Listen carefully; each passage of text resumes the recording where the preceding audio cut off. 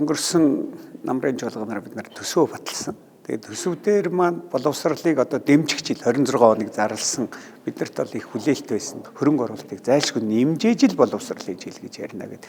Ингээд энэний үр дүнд бол эдийн засгийн хүндрэлтэй үед дэмжих төсөл гэсэн ийм Азийн хөгжлийн банкнаас явагдчихсэн төслийн 2 дахь үе шат болгоод одоо 150 сая долларын ийм зээл авах, хөнгөлөлтөө зээл авах юм боломж байж байгаа. Тэгээ энэ зээлийг одоо ийш нь ашиглая гэдэг. Энэ бол их маш тустай. Одоо өөрөөр хэлбэл 500 гаруй тэрбум төгрөгийн төсөл хөтөлбөрийн ийм хөнгөлөлтөө зээл батлагдаж орж ирж чадсан л одоо бидний хувьд их олонтой байна. За энэ дээрээ бол юу гэж орж ирсэн гэхээр 41 хөтөлбөр арга хэмжээ. Өөрөөр хэлбэл 32 сургууль 9 цэцэрлэг.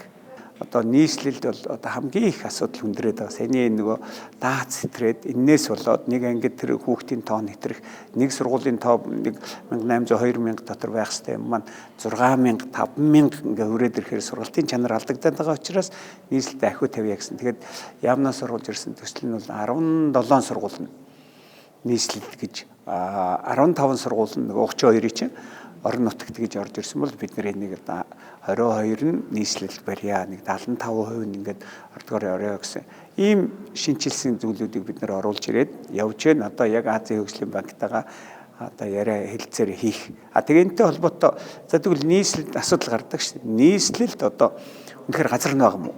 Сургууль нөгөө гэдэг асуудал яригддаг шүү дээ. Газаргүй учраас техникийн нөхцөл нь байхгүй учраас гэдэг.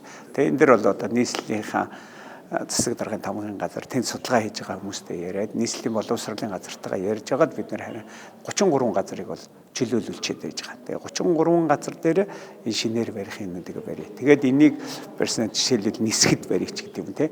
Нисгэд өнөөдөр одоо шин хотхон хорооллууд баригдаал тэнд чи одоо даац нь улмал ихсээд байна. Овцооруудын ордон хавьд бас даац нь ихсээд байна. Тэгвэл энийг бид нэр одоо яа гэдэг. Тэгээ сая бид нар зөвхөн апдейт хийсэн.